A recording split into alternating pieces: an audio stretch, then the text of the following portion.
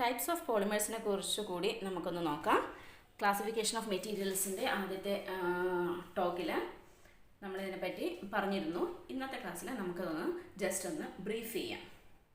We know that there are many different polymeric materials that are familiar and find wide variety of applications.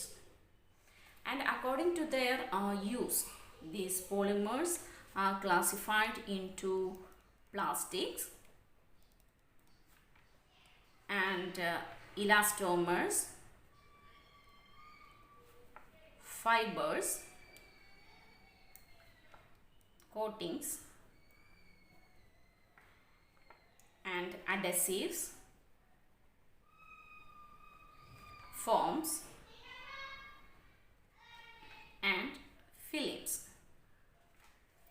പിന്നെ അത് plastics, elastomers, fibres ഇതിനെപ്പറ്റി നമുക്കൊന്ന് just ഒന്ന് brief ചെയ്ത് നോക്കാം. Actually plastics, that is probably the large number of different polymeric materials come under this category, that is the plastics. These are the materials that have some structural rigidity under load. Load കൊടുക്കുമ്പോൾ അതിനൊരു rigidity modulus ഉണ്ട്. So and these plastics are used in general purpose applications. Can you say some of the examples of the plastics? Polyethylene, polypropylene, PVC, that is polyvinyl chloride, and polystyrene, polyesters, epoxies and phenoletics. These are some of the examples of the plastics. And plastics have any degree of crystallinity. A particular degree എന്ന് പറയാൻ പറ്റില്ല. Any degree of crystallinity. It is composed of, it is a chain like polymer.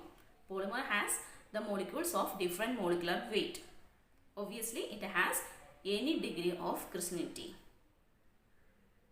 and it have all the molecular structure and configurations.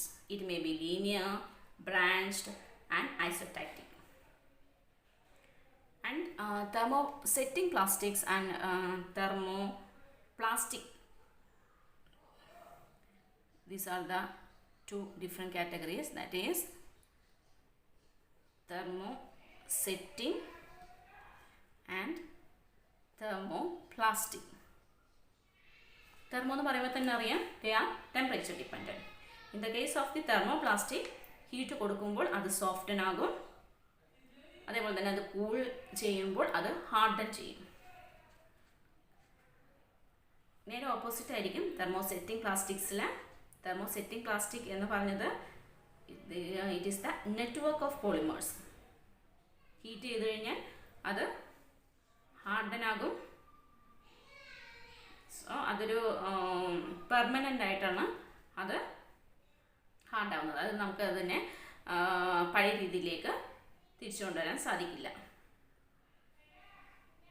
Okay, ഇനി അതേപോലെ തന്നെ ചില polymers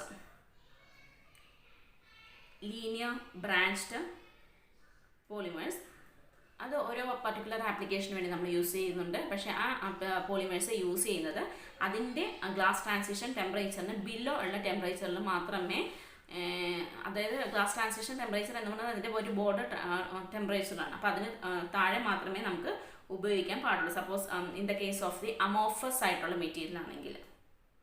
ഇനി ആ സ്ഥാനത്ത് അമോഫസിന് പകരം സെമി ക്രിസ്റ്റലൈൻ ആണെങ്കിൽ ഈ പോളിമേഴ്സ് എല്ലാം ഒരു ബിലോ ഗ്ലാസ് ട്രാൻസിഷൻ ടെമ്പറേച്ചറിന് പകരം മെൽറ്റിംഗ് ടെമ്പറേച്ചറാണ് നമ്മളവിടെ ട്രീറ്റ് ചെയ്യുന്നത്. Okay, if the polymer is in the amorphous stage, these linear branched polymers must be used below the glass transition temperature, whereas if the polymer is in the semi-crystalline stage, it must be used below the melting temperature.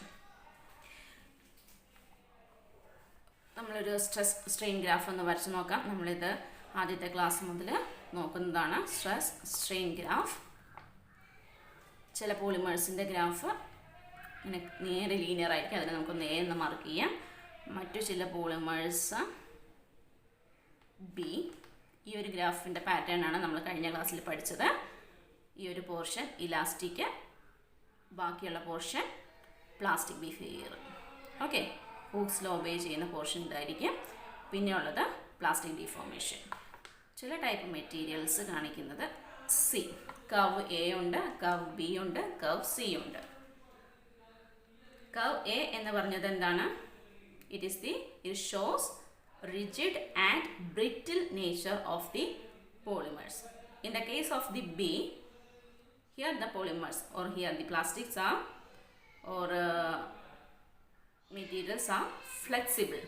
It exhibits both the elastic property and also the plastic deformation.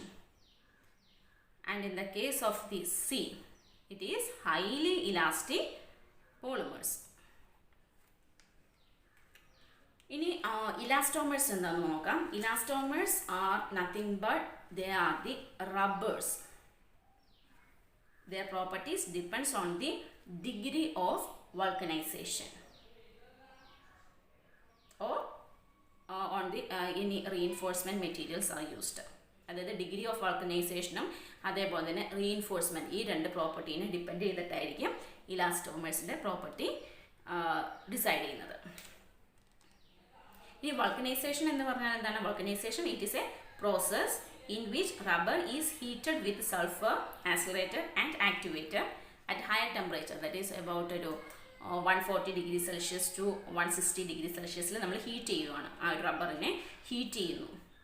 അതിനകത്ത് കുറച്ച് മോഡറൻ്റ് ആയിട്ട് സൾഫറൊക്കെ അല്ലെങ്കിൽ ഒരു ആക്ടിവേറ്ററൊക്കെ നമ്മൾ use ചെയ്ത് അതിൻ്റെ പ്രോപ്പർട്ടീസിനെ enhance ചെയ്യുന്നു അല്ലെങ്കിൽ ഇംപ്രൂവ് ചെയ്യുന്നു. ആ ഒരു പ്രോസസ്സിനെയാണ് വൾക്കനൈസേഷൻ എന്ന് പറയുന്നത്. എന്തുകൊണ്ടാണ് ഈ വൾക്കനൈസേഷൻ്റെ പ്രോസസ്സിൽ നമ്മൾ സൾഫറൊക്കെ ഇടുമ്പോൾ അല്ലെങ്കിൽ സൾഫറൊക്കെ ഡോപ്പ് ചെയ്യുമ്പോൾ എന്ത് സംഭവിക്കുന്നു? അതിനകത്ത് there is the formation of so many cross links between the long rubber molecules. കുറച്ചും കൂടി ടൈറ്റൻ ചെയ്യുന്നു, അതിൻ്റെ പ്രോപ്പർട്ടീസിനെ മോഡിഫൈ ചെയ്യുന്നു to achieve the improved elasticity. അതിൻ്റെ റബ്ബറിൻ്റെ പ്രോപ്പർട്ടിയായ ഇലാസ്റ്റിറ്റി, പിന്നെ tensile strength, viscosity, hardness, weather resistance, ഈ പ്രോപ്പർട്ടീസിനെല്ലാം ഇംപ്രൂവ് ചെയ്യിക്കുന്നു. നമുക്കറിയാം natural rubber is still used to a large degree. Why we use in a large degree? Because it has an outstanding combination of the desirable properties. One of the most important synthetic elastomer is SBR. SBR എന്ന് പറഞ്ഞത് styrene butadiene copolymer. അതാണ് സാധാരണ ഇതിൽ ടയറിലൊക്കെ ഉപയോഗിക്കുന്നത്. ഓട്ടോമൊബൈൽസിൻ്റെ ടയേഴ്സിലൊക്കെ use ചെയ്യുന്നത് SBR ആണ്. വെറുതെ SBR ഉപയോഗിക്കുക മാത്രമല്ല, അതിനെ കാർബൺ ബ്ലാക്ക് ഉപയോഗിച്ച് റീഇൻഫോഴ്സ് ചെയ്യുന്നു. മറ്റ് വേറൊരു സിന്തറ്റിക് ആയിട്ടുള്ള ഇലാസ്റ്റോമേഴ്സ് എന്ന് പറയുന്നത് NBR ആണ്.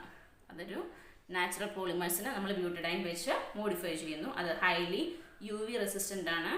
അതേപോലെ തന്നെ highly resistant to degradation and swelling.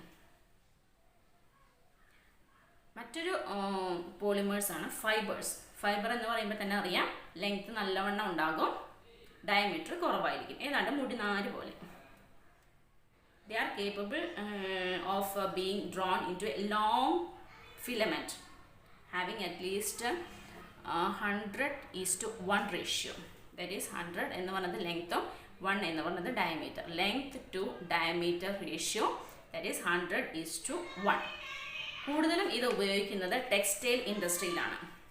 അപ്പോൾ ടെക്സ്റ്റൈൽ ഇൻഡസ്ട്രിയിൽ ഉപയോഗിക്കുമ്പോൾ എന്താ സംഭവിക്കുന്നത്? അതിനെ നമ്മൾ അതിൻ്റെ പ്രോപ്പർട്ടീസും കെമിക്കൽ പ്രോപ്പർട്ടീസും എല്ലാം നമ്മൾ മോഡിഫൈ ചെയ്യണം. It is subjected to variety of mechanical deformation, stretching, twisting, shearing. ഇതെല്ലാം നമ്മൾ ടെക്സ്റ്റൈൽ ഇൻഡസ്ട്രിയിൽ വരുന്ന കാര്യങ്ങൾ. അപ്പോൾ ഇതിനെല്ലാം ഈ ഒരു ഡിഫോർമേഷൻസ് എല്ലാം ചെക്ക് ചെയ്യണം. And to be useful as a textile material, a fibre polymer must have a host of rather restrictive physical and chemical properties. ഒരു ഹോസ്റ്റ് വേണം. So while in use it may be subjected to variety of mechanical deformations such as stretching, twisting, shearing. and in the case of the fibers, molecular weight is very high. It has high molecular weight. അതേപോലെ തന്നെ polar groups ഒക്കെ add ചെയ്ത് കഴിഞ്ഞാൽ നമുക്ക് ഇതിൻ്റെ ക്രിസ്റ്റലിറ്റിയൊക്കെ improve ചെയ്യാൻ സാധിക്കുന്നു. ക്രിസ്റ്റലിറ്റി മാത്രമല്ല അതിൻ്റെ ഇൻ്റർമോളിക്കുലർ ഫോഴ്സസ് ഒക്കെ നമുക്ക് ഇമ്പ്രൂവ് ചെയ്യാൻ സാധിക്കുന്നു. ഓക്കെ, ഇത്രയും കാര്യങ്ങൾ മനസ്സിലായി എന്ന് വിചാരിക്കുന്നു. അപ്പോൾ എന്തെങ്കിലും സംശയമൊക്കെ ഉണ്ടെങ്കിൽ ചോദിക്കുക. അടുത്ത ക്ലാസ്സിൽ നമുക്ക് കോമ്പോസിറ്റ്സിനെ പറ്റി നോക്കാം.